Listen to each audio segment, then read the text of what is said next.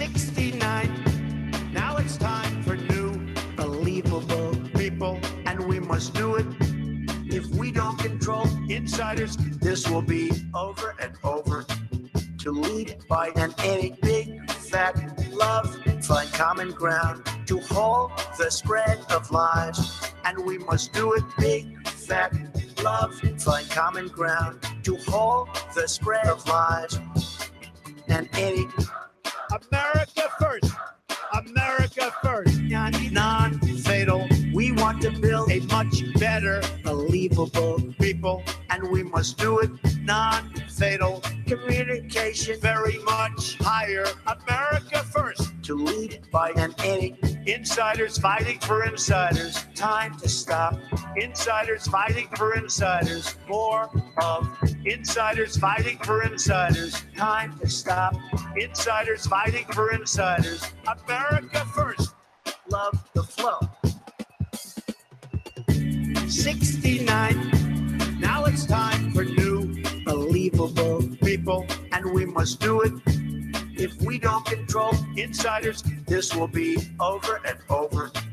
To lead by an any big fat love, find common ground to halt the spread of lies, and we must do it big fat love, find common ground to halt the spread of lies, and any America first, America first, non-fatal. We want to build a much better, believable people, and we must do it non-fatal. Communication very much higher. America first. To lead by an any insiders fighting for insiders. Time to stop. Insiders fighting for insiders. More of insiders fighting for insiders. Time to stop. Insiders fighting for insiders. America first. Love the flow.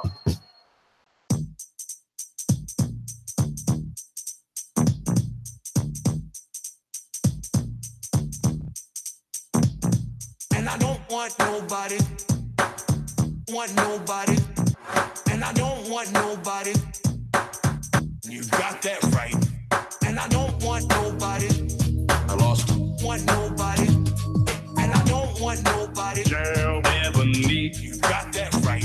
Nope. And I don't want nobody. I lost. Arnold Schwarzenegger. But if that's And I don't want nobody. girl, Extra work for you. You got that right. the iron arm, And I don't want nobody. ice drop. I lost. Arnold Schwarzenegger. But if that's And I don't want nobody. girl, Extra work for you. I was dancing. I could close. And I don't want nobody. Mother make them ice.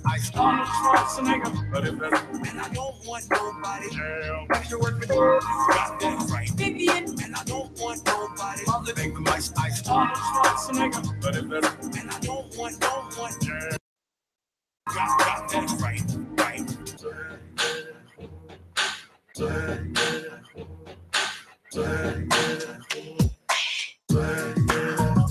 ooh, But I'm walk into my car. But I'm Basketball, oh young. you must ride. Don't want Girl, But I'm for everybody. Oh young. you must ride. Got that right. Got that right. You got that right. Oh young. Want nobody.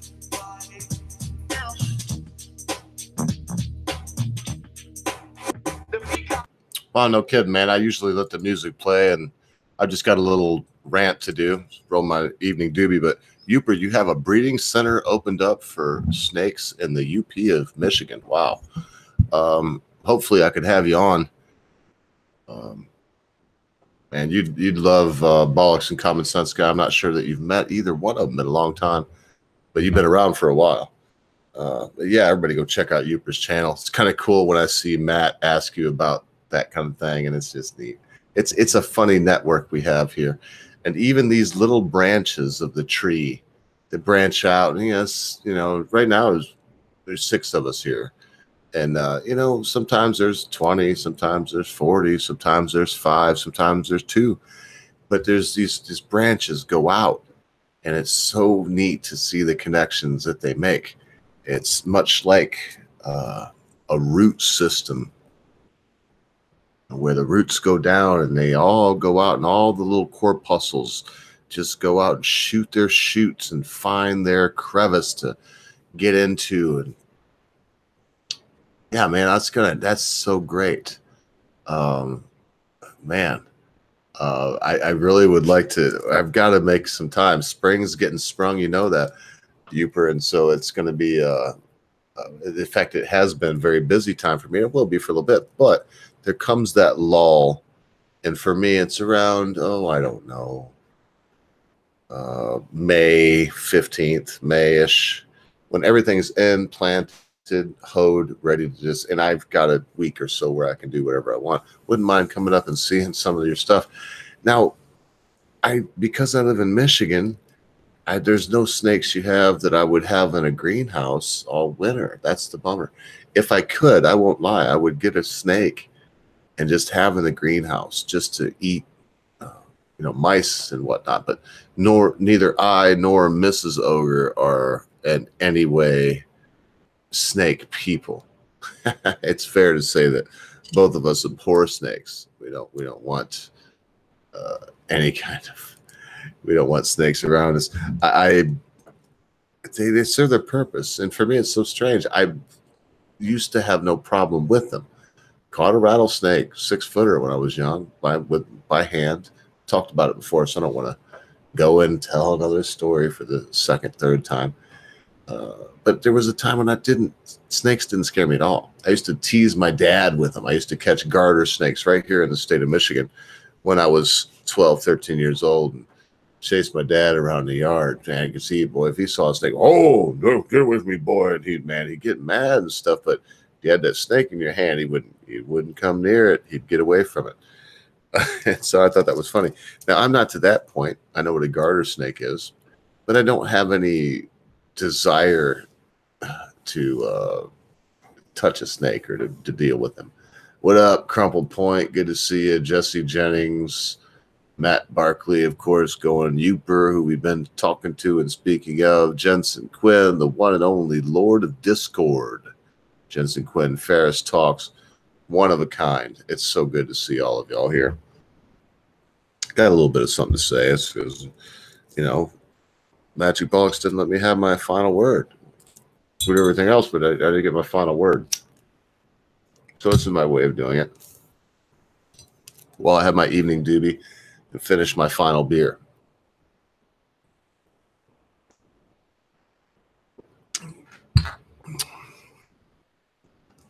I highly recommend a story called Drunken Fireworks by Stephen King. When you search for it, it's going to say that they're making some kind of screen adaptation out of it. Not only am I not endorsing that, I don't think they've made it yet. And I am, emphatically, without reservation, endorsing the written word or audio book short story.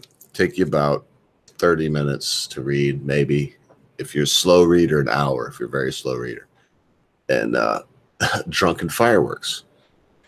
And Alden, not Densmore, what the hell is his last name? I can't remember his last name. Some weird, Clutterbuck. Alden Clutterbuck. They get in this dispute. They get in this competition with their neighbors, the Massimos. And it's their across the lake neighbors. They just bought a little shack, no outhouse when they bought it. Excuse me, no plumbing when they bought it. Had an outhouse, just a shack on a lake. But across the lake, where all the rich people were, on the other side of Lake Abernathy. So, there's the Massimos, and they have 12 Pines Camp, which is really a great big mansion with the tennis court and badminton court and horseshoe pits and big pier and all these cool things. And you have Alden Clutterbuck and his mom, who, it's a long story, and I would suggest you go read it. So here's the point, because if I'm not careful, what I'll do is, this is not a book review.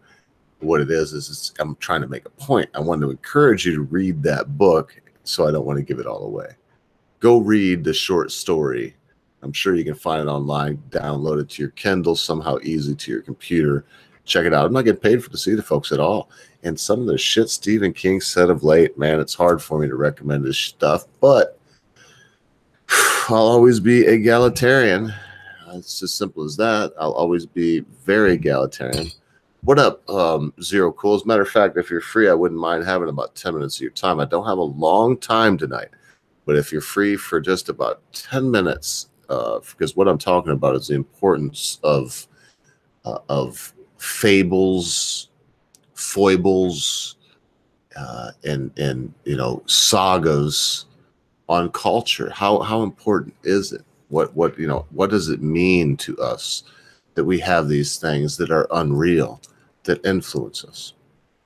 So here we go. Let me light this up.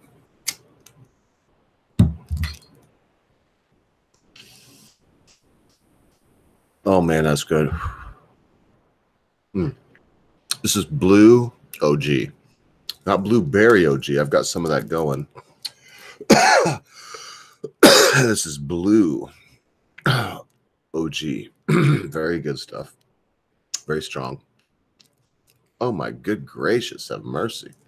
Jesse Jennings, thank you very much. I need to actually, I don't know. I probably won't turn it off now because what's happened is I've had to give him all my tax information for the super chat. And this super chat, this 20 quid, thank you very much, Jesse Jennings, will go in the pot, which I think it's up to 260, which just will put it up to over 280 quid that are all going into a fund for, and we've been talking, and before I release it to him, I'm going to have a survey from everyone that's given, and I know everyone's name, I've got it. And Jesse Jennings, you don't even know what you, as far as you know, I think you just gave me 20 quid. But originally the 20 quid was going to go specifically to a computer. But from what Common Sense Guy was telling me is that it probably would help him if he could have a down payment for a flat, and that if he had a flat, getting a computer wouldn't be that difficult. So here we go. Oh yeah, I want to send this out too to Zero Cool, it's because I want to try to. We have good times here on this channel. We do things that are unorthodox, okay? I mean, there's no doubt in my mind. I know it. I'm not stupid. I plan a lot of it, folks. I mean, a lot of times something that is something that is amazing to me at times is that folks, it's almost as if they believe that I don't know what's going to happen on shows and programs I'm going to be on. Like tonight, we're on Bollocks' channel. No, it went in different directions. We had Memes of Destruction show up. That was great. We had a good time. But other things that happened, they were planned. We knew Quinn was going to come on. Now, I didn't actually know his conspiracies, but we know we have things planned. We do things that are planned to make you question what's going on in life and your own mind. We do things that are planned to try to offend people. I hope you hear me now. I don't want to offend you, Youper. We're friends, but in a way, I do. Yes. Same, that goes to every Rafferty, Dom, Jesse Jennings, just give me 20 quid. I don't want to, I hate it. So I'm going to quit saying I don't want to, but I do. I want to offend you. I want to make you think about life. It's important that we have what's happening in this world, okay? I'm a Christian. I believe in God Almighty. I believe that there's one God. He's the God of Abraham, Isaac, and Jacob. I'm not going to go too far into that. I'm just going to say that that's what I believe.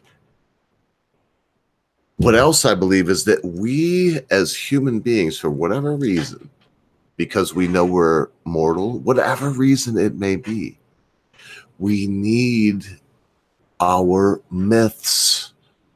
We need our gurus, our shamans. We need our wise men. We need our storytellers. We need our tellers of tall tales. We have to have our Pecos Pete that roped the tornado. We have to have our Conans. We have to have all of these things. Or we have God. Now, and I'm not, believe me, again, I think I see you coming here zero, and I'm not sure if you missed any part of that. I'm not taking away from that part. I am a Christian. I do believe in the God of Abraham, Isaac, and Jacob. I'm going to say it quickly for you. But as Christianity, as religion falls off, and we're faced with, sometimes we get crazy people in my religion that just want to say if you're gay, you should be, killed and nobody talk to him. Like Pastor Anderson from Faithful Word Baptist Church in Tempe, Arizona, because there you have someone that's really out of their mind. I mean, I go watch him. And I'm not going to say he doesn't take anything out of the Bible, stuff out of that's not in the Bible. It's in the Bible. And I'm not going to go on a diatribe for that. So we have to have something. We have memes just showed up too. And memes, thank you very much for coming. We'll give you plenty of time. I'm about ready to end my prompting on zero. And I'm sure you'll be able to pipe in on what. And I want zero on for a reason, because I'm talking about gurus, right? I'm talking about shaman and wise men. And when it comes to comic books, movies, modern mythos, I put Zero Cool up there with Razor Fist. I don't give a shit. Whoever you want to name. Movie Bob, he'll probably love that reference. I put him up there with anybody, because he not only knows as much as anybody that I could mention or have, more than some. So I hope that was enough prodding, Zero. In this time, as religiosity is falling off and we're left to choose between Muslims are growing, and we have all of these strange religions growing, one of which I'm a member of, but religions like the Jehovah's Witnesses and Mormons, Seventh-day Adventists, these more fundamental, also growing is Islam and Muslims. I see what I mean? And it's all happening. We need something to hang on to. What is it about us, brother? It's not so much that, and I said I called young for your knowledge and that you are a wise man in this area. But because you know so much about these movies, about what is it about us human beings that makes us, I have listened to you, I think you were on Crumple Point stream, to be perfectly honest. I'm trying to remember who you were on. And you lads were talking, and Crumple Point does it often, about comic books just as if I and Common Sense Guy were talking about politics. As if what is it about us humans that needs that to have a mythos? It's very simple. If we don't have something greater than ourselves, we actually become lost, and we turn on ourselves and each other faster than anything on the planet. We will cannibalize ourselves because we don't know what we're doing.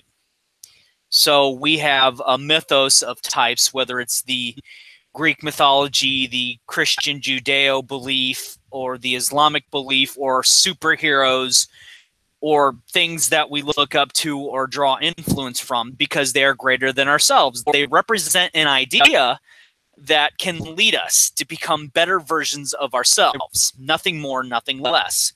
They inspire us to do great things. They inspire us and help us realize that we can be not superstars, rock stars, porn stars, whatever, but the best version of us that we are allowed to be, which is really greatness unto itself. Because even if we do something that may not be great compared to what everybody else in the world thinks, there is always one or two people that know you well enough that they'll draw influence from you and from that other source, and they'll go on to do great things. And it becomes a snowball effect to where sooner or later, and it may happen in one generation, may happen in 2 or 3 generations, but people will continue, the effect will continually go forward and greatness will abound.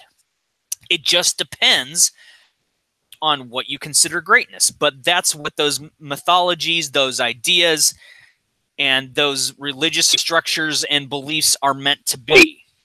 That's all. Oh, that's something else. And I think it's so, and if I might prod you a little bit more, so one thing that I picked out of what you were saying is that there's a possibility that because of a deficiency in humans, that we recognized that deficiency. And so we created archetypes that we could look up to that would help us to maybe not even overcome these things, because some of them are insurmountable. You know, I mean, human nature is insurmountable. If you live that, because I think of the hardest commandment that I can consider, thou shalt not covet. That's the hardest commandment I can consider. Because if you read that, think about it, the Christian commandment, you know, you think about it, it means that if your neighbor pulls in with a Ferrari, you should never think to yourself, damn, man, how did Joe get that Ferrari? I would like it.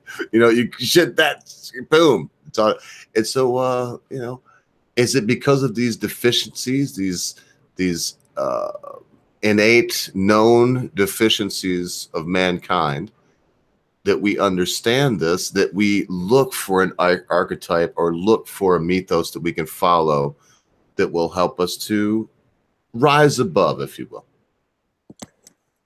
Well, in regards to the next door neighbor has a better vehicle than yourself, the problem with that is you do make the very valid point that people become envious and jealous and covet. What it's supposed to do is, if my next door neighbor has a better car than me, I say, hey, man, where'd you get that car? Oh, well, this is my job, and I decided to save up my money and do all this stuff, and then blah, blah, blah, I got my car. It's like, oh, hey, that's cool. Instead of saying I'm jealous or thinking, God, he doesn't deserve it, whatever, one should actually go forward and say, hey, man, can you give me some pointers of how I can get a car like that? And the neighbor will be more often like, oh, yeah, man, blah, blah, blah, blah, blah, blah, and give you some pointers. And then it's up to you to follow through. And you can admiring your neighbor's nice car or whatever. That's cool. That's not coveting. That's like, hey, man, that's really inspirational. So kudos to you for earning it. Now, in regards to the deficiency, I don't have an answer for that, because I only live my own life. I don't answer. I can't answer that for anybody else. I think that the reason we have the reason we have these things is because we have that deficiency, and on certain levels, it's really all we know. I mean, we are generations removed from what, let's just say, the birth of Christ, just to keep it simple. That's all we know on a certain level. That archetype exists for a reason, because without things, we don't have a freaking clue what we're doing. But we're so removed from certain ideologies and archetypes anyway, that's all we know. So if we were to strip those away, well, it's like an alien invasion. What would happen? Would we all go completely bananas and denounce religion worldwide? Or would we, cling to our religious and ideological beliefs even more? I couldn't answer you as of this broadcast. So if we take away all the archetypes and all the ideologies and all these other things that are on a basic level part of us from being removed X amount of generations from whatever, what would happen? I really couldn't tell you. I would like to think that the goodness of humanity would prevail, but in modern society, with the way that we behave, we can't count on that, can we? We can't. Yeah, we really can't. But that's just my 2 cents. I don't have the answer. That's just and what I would saw see. the memes. I saw him flash on and off, and so good of him to swing by. I know that he's I won't say which one right now. I'll probably promote it when I'm done here, which won't be very long, half hour at best. Seeing him switch on also. Memes, you must have something to say about this. Thanks for swinging by on your busy schedule, sir. Oh, no problem. Always good to be here. But at times, like given that particular scenario, we'd have to put our faith in Will Smith and then another Jew. And again, this has been a point that's I've thought about for a while. I know other folks have brought it up, but basically, Will Smith. You mean Jeff Goldblum? Just to interrupt. Oh, okay. I'm sorry. We're fucking okay. Just Jeff Goldblum. We all look the same. That's an ad hominem. That's not fair. That's racist if it is racist. But no, well, it's an interesting thing. I tend to believe, and again, I agree, it's getting harder and harder to see it potentially happening. But I think if push comes to shove, if a being arrived on a space chariot and descends from the heavens, I tend to think that if they were benevolent, maybe we could come together as a world. They were malevolent attacking us. I, again, hope we would come together as a world. Because I do truly believe that most folks are good people. And like Independence Day really is a great story about seeing all these things. Because I remember when that came out, what was it, like 95, 96? And like they're showing like, and when they're bringing down the spaceships, you see one crashed in Iraq and everything at that time. Like, oh my God, Saddam Hussein, he's the worst person in the world. He was definitely a fucking bad dude. But it's just to have Iraqis, Americans, Israelis, folks from all across the world to have a common cause. And I do think that is one of the underlying things for humanity. It's just, we need purpose. If you don't have a purpose, you're just simply existing. You're not really living. Mm-hmm. Yeah, I want to throw this in there too, going along with that. I'm not trying to go out to lunch with this, but what if we actually had something like Transformers? I mean, I'm not talking the Michael Bay crap. I'm talking the original cartoon.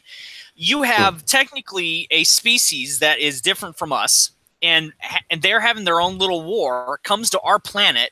One side is malevolent and wants to destroy everything for whatever resources, and the other is actually benevolent. Yet humanity in that series has still not come together. And thus, when they've actually seen with their own eyes that, oh my God, we got these 20-foot plus tall robots that can do all this shit, and we're still acting and taking sides like little kids in a freaking schoolyard brawl. But they're robots in disguise. Disregard that. No, just yeah, the fact okay. that the I think general it goes idea back more to the that they have archetype. seen them. That they have seen them. I'm not getting comic booky here. It's like you still have this alien race bringing their war to us, and not to invade us, but not to protect us either. That's my point. It's like you have that, but people still take sides instead of saying, okay, we've got this menace here that can wipe us all out. Why are we all bickering over limited resources that they want to steal and not come together? And we're still trying to take sides. For as much as I would like to agree with you, Memes, on the fact that I would like to think that humanity would have come together for the common good, I'm more likely to believe with current generations that they would take sides and try to pit each other to their advantage, even if there's a no-win scenario. Is that more of a scalability thing? And when I make that statement, I say that based upon the Transformers indication, based upon the original cartoon. Wasn't that more along the lines, you had very few of them on each side, but they were also trying to ally with humans on both sides. So it was more of humanity using Transformers and the Decepticons as tools for their own means, whereas Independence Day, you literally see national cities all across the globe just being destroyed in an instant. So it's like, all right, we are going to be exterminated. we do get the two different sides of the similar idea. The Independence Day War of the Worlds thing is global, and the Transformers thing, with give or take about 10 or 15 in the original series on each side, is more they all landed in America, but then they have a worldwide effect. It's still the fact that Independence Day, while I really don't like the movie, I do give it kudos because it does give the idea that, maybe people pull their heads out of their rear ends. But even if you have alien life, even if in a smaller group, like you would have the Autobots and Decepticons versus the alien invaders in a War of the Worlds or Independence Day, people will still try to, I genuinely believe people are so selfish, unfortunately, these days, that they will still, either scenario, they'll still try to take stuff to their advantage, which really is kind of sucks. This is true. This is true, but just, again, I do think it depends on the extremeness of the scenario. And let me follow up with, I say this, whether I see an earthquake in Mexico, LA, or Iran, I see the same thing every time. I still see average folks pulling folks from the rubble, trying to make a difference, just because I do think that comes down to the survival instinct that's built into us as humanity. We want to survive as a species. In order to do that, if you can help somebody there, if you have that adrenaline running, a disaster just hit, and you hear somebody pounding on some concrete or something, I do think, and again, maybe not everybody, but if you do have the means to help another human being, I do think that's kind of a default setting for most folks. All right, fair enough. I just want to make sure that people out there understand that there are always two sides to a situation like this, and though examples may be extreme, they are both logically feasible. Oh, absolutely. Yeah, well, and a lot of things that I keep hearing these things, I guess it goes back to the duality of man. I don't want to go in too far into Jungian theory or whatever, but it goes back to the idea that not necessarily the yin and the, I mean, in fact, that's where I'm going to, so I might as well say it goes back to the yin and the yang. That we have archetypes for a reason, because something about mankind has realized that inside of man, at the base of man, there are things that need to be stifled. There are things that need to be quelled in some cases. And, those things we're very inquisitive, and you shouldn't look through mom and dad's drawers when they're gone. And we're very, we're very destructive, and you shouldn't blow up frogs with firecrackers. I mean, I know I'm going to extreme things here, but whatever. And we have recognized these things. So whether or not I sometimes I see since we're talking about them, the archetypal Christian, the archetypal Muslim. Those are the two I can think of off the top of my head, because you can't say the same thing about a Buddhist, about a Jew, about a lot of other people. What they'll do is they feel a need to evangelize, and some people see a way out through that. And all I'm gonna keep going back to this, but I have two very brilliant people here, so I think I might have prodded enough. We need archetypes, human beings. But going back to what you said, Mr. Ogre, about basically folks that if they become part of said group or movement, they want other folks to join. Isn't that like a form of self-replication? Well, and it's also confirmation biased, and it's so many things. It's the idea of group think, which is not always bad. It's not always bad to have group think. Prejudice in xenophobia is not always bad. Now, not in the way that some people would shout those things, but we all look to, it goes back to what we're talking about. In a very majority black society, they'll have these myths that build up around white people and Asian people and whatever they may be. Hey, Ogre, I'm gonna bow out. I think you got what you needed from me. Oh, thank you, Zero. I didn't know you were in a hurry. Thank you, sir. No, I'm not. You just didn't need me on for very much, so I'm just gonna go ahead and bow out and go back to the chat. Cheers, brother. All right, thank you. Leave it to. I don't know if I said. I don't know. Just leave it to the two Jews. I was about ready to hit him. I thought I was going to have the 1-2 punch too to kind of make him come up with something, but yeah, do whatever. Oh, Zero's the type of guy. He'll just get right back up, man. Oh man, it's all good. So what was I? I don't even know. Yeah, so we have a reason that we want to fill these gaps. I mean, it's human nature. It doesn't seem to matter what we go back to, though. It's like we keep on doing all these things and we keep messing up, and then we just keep on coming back to a greater purpose. Oh, and I got a very good question too, and you might be able to help me with this. Evangelize or proselytize. There's a difference now. To proselytize is it's to forcibly push what you want. To proselytize, it's a more forceful and invasive and insidious thing than evangelize. Evangelize, and maybe insidious, I should have thrown in that. To evangelize is where you at least do it under the guise of love. So you can have an evangelistic atheist, an evangelical atheist is what I call it. You can have those. And what they believe is Nazi-free is an evangelical atheist. He comes, man, when we talk anything, oh, God, you believe in God at all? Oh, Lord, man, you got to let that go so you can be free and you can have the freedom of the agnostic life that Nazi, you know what I mean? He's coming at you at an angle and means it from his heart of love and freedom and release. And these things happen. That gives him happiness, then I mean, hey, he can go his way. Yeah, well, but remember, proselytize and evangelize both are not keeping it to yourself. These things, they automatically assume that you are sharing it with someone in one way or another. Do you feel he was proselytizing or evangelizing? Ooh, Nazi? Yeah. He's an evangelist. Okay. That's fair enough. Like you said, it comes from a point that doesn't seem to have malice. From my perspective, as somebody that spent a decade in corporate sales, I can tell you that typically what I would find in some of the organizations I work for, some of the best sales folks, you would typically see two types of people, or either folks that were kind of either cheating the system, maybe being dishonest to kind of try to make the quick buck. And then the other folks that were much more long lasting were the folks that basically they were experts. They knew what they were doing. Basically, they kind of made you want to do business with them. And it comes back to a very wise adage I heard from probably one of the best sales trainers ever. Everybody loves to buy. Nobody likes to be sold. To be sold, right? That's a difficult thing, too.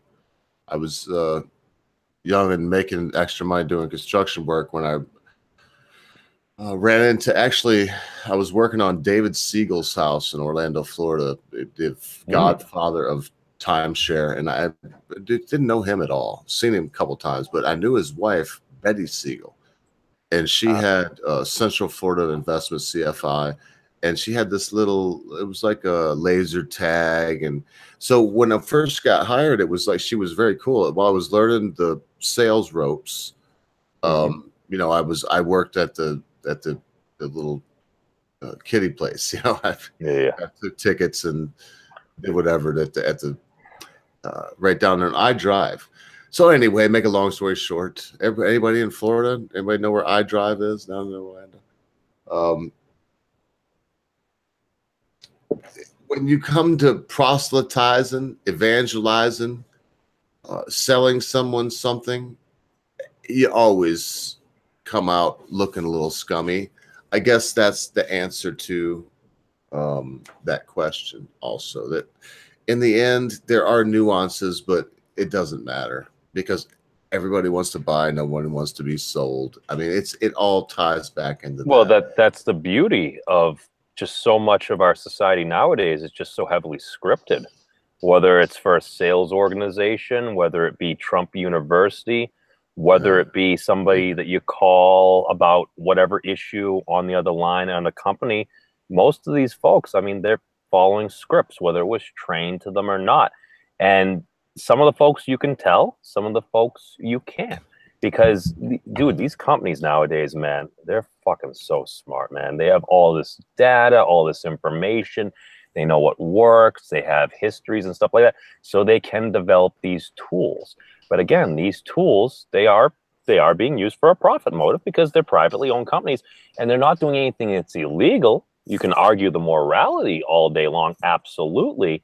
But it's just they're playing the game using the rules that are currently there. Back in World of Warcraft, we used to call it the creative use of game mechanics. You're kind of doing something that, well, it really wasn't intended to be used for this, but there's no rule against it. Right. So, and then that goes from illegal to, again, the moral issue. Well, I think we did good, and this was my final word. I'm glad that we had a little bit of something. All this stuff came up today in that stream. It really did in my mind. I know it was a lot of times we're doing shit streams, just like talking shit, assuming characters and going off on tangents. And I mean, heck, I'm not going to bring it up on this stream, but we were talking about something earlier today that you know, it's like someone has to take the side of everyone. They have to. You can't leave someone hanging in the breeze. Now, by that, I don't mean that you have to let some butch dude with 5 o'clock shadow and a dress come and take a dump next to your daughter and Target. That's not what I'm talking about.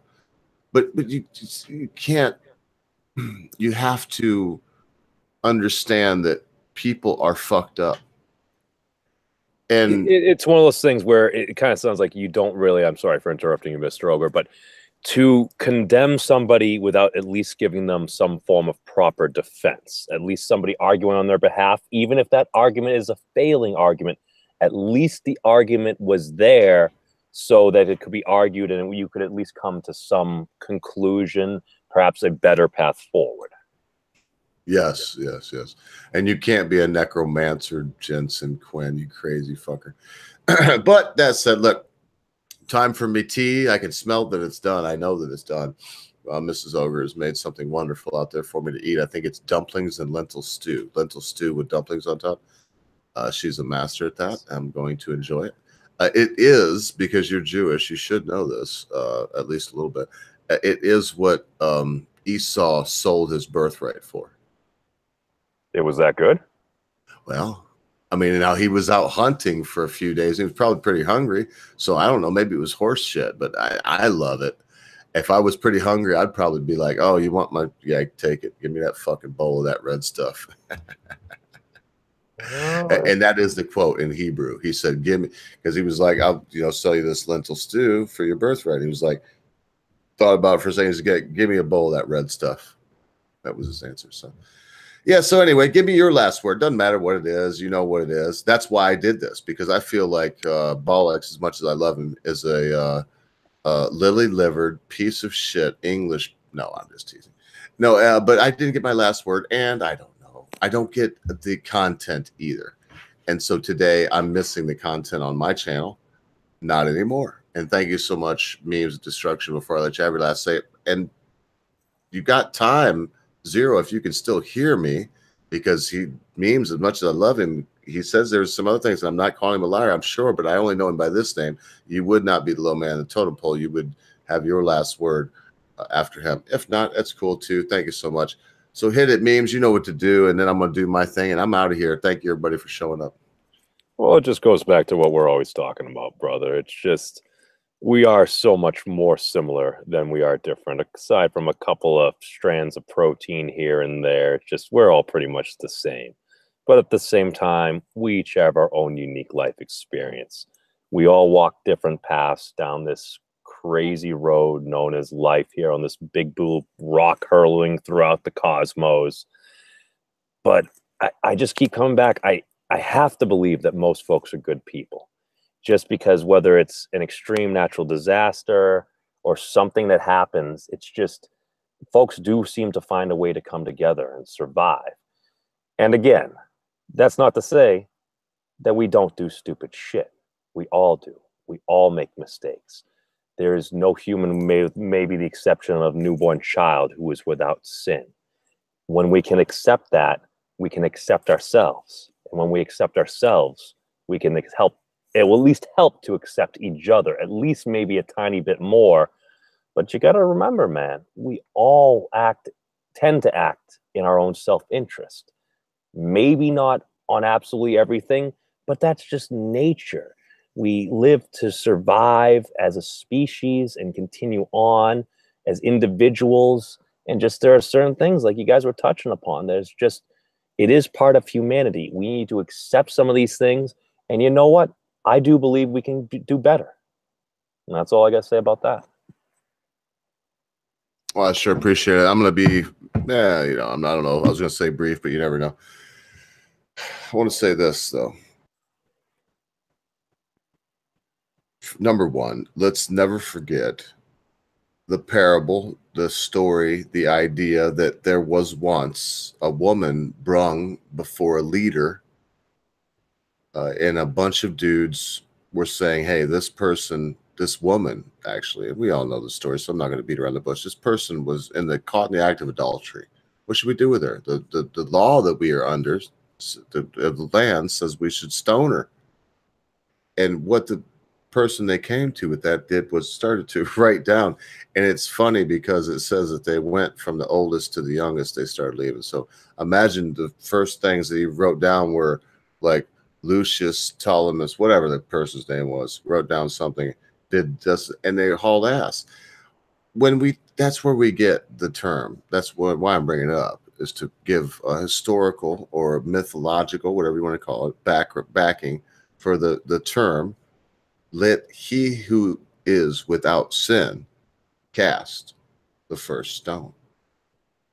Oh man, I put up pictures every day on my Discord. I get memes. Did anybody see Bollocks' thumbnail? Had me with a giant dildo and like a bubble that's something by my mouth open, like I'm gonna swallow it. I'm sorry, I gotta chuckle because this is good. It was funny. It's all right. It was for it was a product review. Right, exactly. And but some folks, without addressing the peanut gallery too much, some folks, they take life and things so seriously that there could be, and I mentioned it already on his stream earlier. I'm not going to say who brought this particular thing to mind, but there could be like, oh, I see a meme, a funny joke, something. And let's face it, if someone's made a meme of you, unless they stole the picture from somebody stole the picture from you and starts doing weird shit with it, well, they're assholes. But if, like myself or other folks that I know of, if you've provided or given people ways to get your image on this thing we call the interwebs, no, I'm fair game. Look at this fucking hat. So look at this fucking stupid hat. If somebody didn't get a screenshot of what I'm wearing tonight and do something silly with it, I'd be disappointed. And it may not happen. It doesn't sometimes. My mom used to make me wear a hat like that. Oh, there's a peanut gallery again. So that's telling me I got to wrap it up. I've got to hurry up. I've got to do my thing, because it's true. We don't let he who is without sin cast first stone. I've been in situations all through my life where it would have been very easy to jump on one side of something.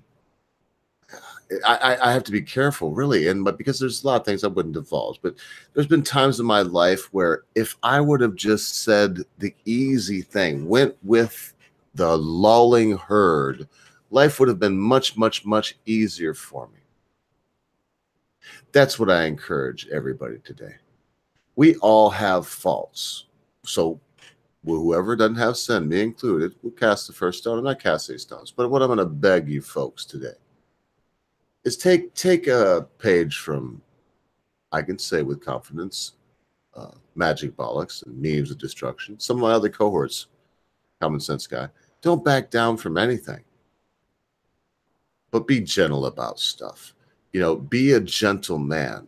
Be ready. I will leave it at this. I got the best compliment of my life.